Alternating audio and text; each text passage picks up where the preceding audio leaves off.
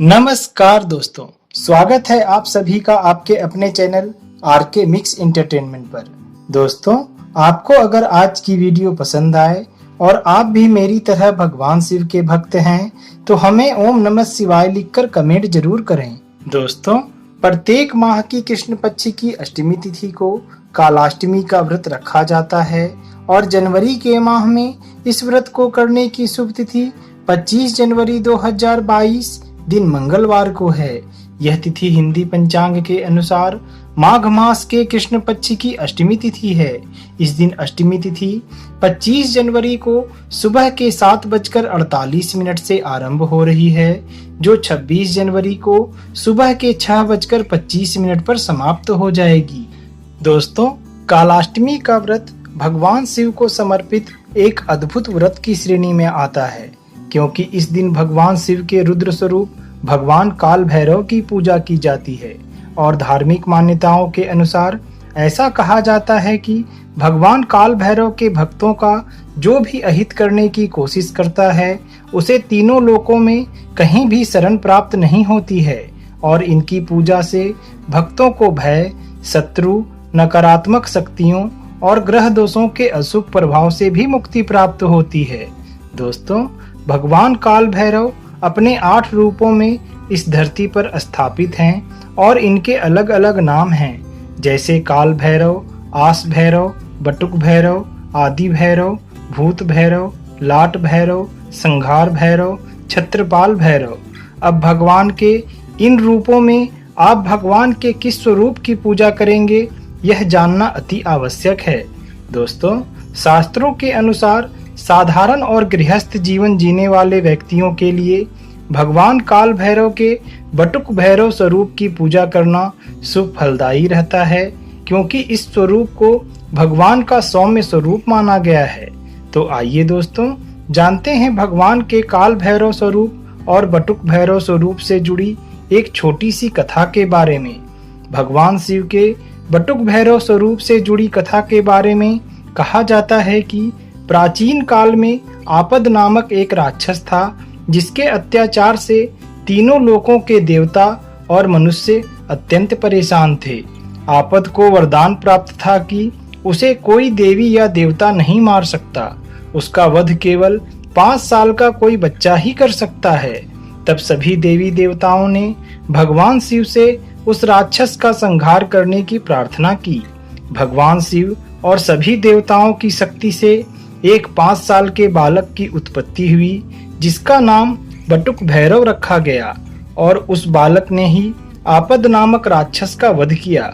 दोस्तों, आपद राक्षस आज भी हम सभी के समक्ष कभी न कभी प्रकट हो ही जाता है, क्योंकि यहाँ आपद राक्षस का अर्थ आपके ऊपर आई अचानक किसी आपदा से भी है।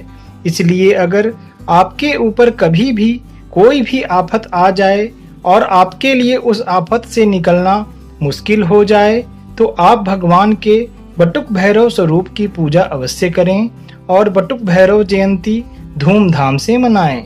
आप अपनी हर मुश्किलों पर विजय अवश्य प्राप्त करेंगे। आइए दोस्तों, अब जानते हैं भगवान काल भैरव से जुड़ी प्राचीन कथा के बारे में। मार्गशीर्ष मास के कृष्ण पक्ष की अष्टमी तिथि को भगवान शिव के अंश काल भैरव की उत्पत्ति हुई थी। इस तिथि को ही काल भैरव जयंती के रूप में भी मनाया जाता है। काल भैरव की उत्पत्ति भगवान शिव के क्रोध के परिणाम स्वरूप हुई थी। काल भैरव के जन्म के संदर्भ में 2 कथाएं प्रचलित है।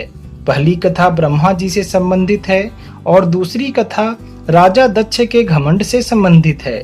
आज हम आपको काल भैरव की उत्पत्ति की दूसरी कथा बता रहे हैं। आप तो जानते ही हैं कि माता सती के पिता राजा दक्ष थे और माता ने अपने पिता की इच्छा के विरुद्ध भगवान शिव को अपना जीवन साथी चुनकर उनसे विवाह कर लिया था। उनके इस फैसले से राजा दक्ष बहुत दुखी और क्रोधित भी हुए थे।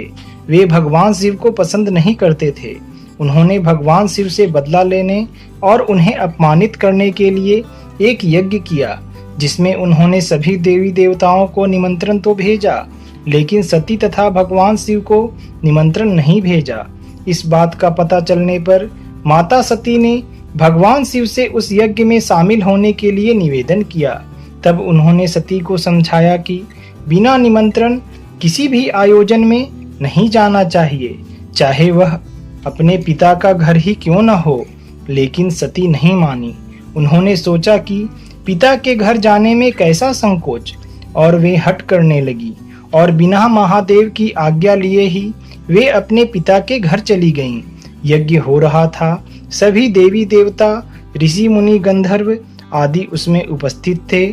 सती ने अपने पिता से महादेव तथा उनको न बुलाने का कारण पूछा, तो राजा दक्ष ने भगवान शिव को अपमानित करने वाले कई शब्द कह डाले। उस अपमान से आहत सती ने यज्ञ के हवन कुंड की अग्नि में आत्मदाह कर लिया।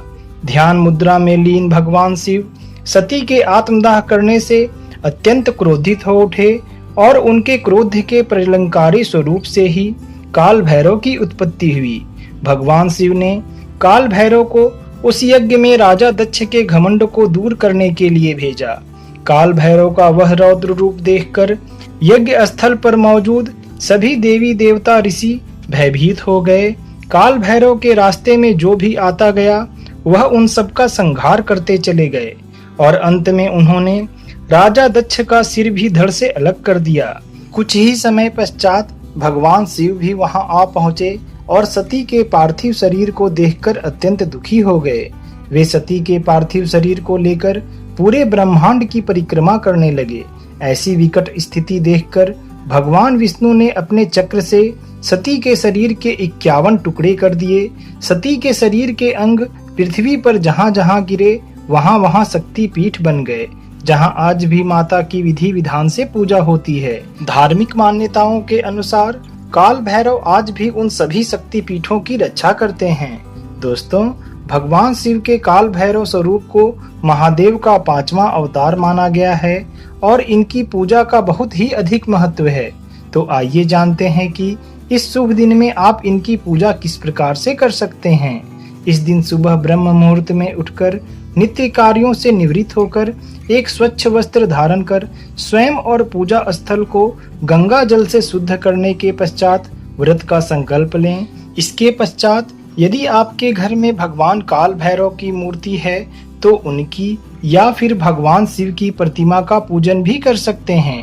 प्रतिमा को सबसे पहले गंगा जल से शुद्ध कर उन्हें फूल अर्पित करें और इसके बाद उन्हें नारियल, इमरती, पान आदि चीजें अर्पित करें। अब भगवान के समक्ष एक चौमुखी दीप जलाकर उन्हें धूप दीप करें।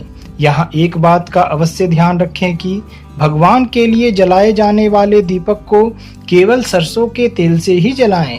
अब भैरव चालीसा और शिव चालीसा का पाठ करें।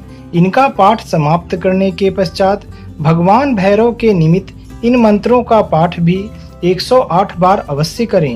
ओम हम सम नम गम कम सम खम महाकाल भैरवाय नमः और ओम बटुक भैरवाय नमः। इसके बाद काल भैरव की उपासना करें और उनकी आरती उतारें और अपनी पूजा संपन्न करें। दोस्तों, भैरव बाबा का वाहन कुत्ता है, इसलिए माना गया है कि इस दिन किसी कुत्ते को मीठी रोटी खिलानी चाहिए। इससे भगवान काल भैरव प्रसन्न होते हैं और जीवन की सभी परेशानियां दूर होती है। इस दिन कुत्ते को कभी भी दुत्कारें नहीं, बल्कि उसे भरपेट भोजन कराएं और अपने जीवन में जुआ, सट्टा, शराब, ब्याजखोरी, अनैतिक कृत्य आदि आदतों से हमेशा दूर रहें। दांत और आंत साफ रखें और पवित्र होकर ही सात्विक आराधना करें। जो भी भक्त विधि विधान से इनकी पूजा आराधना करता है, भगवान प्रसन्न होकर सदा साधक के साथ रहते हैं और उसे सुरक्षा प्रदान करते हैं। ऐसे साधक को कभी धन की कमी नहीं रहती और वह सुखपूर्वक वैभव युक्त जीवन यापन करता है। अगर कोई मनुष्य लंबे समय से किसी रोग तकलीफ से पीड़ित है तो उसका वह दुख भी इनकी पूजा से दूर हो सकता है। दोस्तों, आप भगवान शिव के निमित्त कालाष्टमी का व्रत पूर्ण विधि विधान से संपन्न करें। आपकी सभी मनोकामनाएं अवश्य पूर्ण होगी। जय महादेव। दोस्तों, हम अपनी आज की वीडियो यहीं समाप्त करते हैं। हम इस चैनल पर व्रत त्योहारों से संबंधित एक वीडियो प्रतिदिन अपलोड करते हैं। आप अगर हमसे जुड़ना चाहते हैं तो हमारे चैनल को सब्सक्राइब कर लें और बेल आइकन को प्रेस कर दें ताकि हमारी सभी वीडियो की नोटिफिकेशंस सबसे पहले आप तक पहुंच जाए। मिलते हैं फिर जल्द ही आपसे अगले वीडियो में। जय महादेव।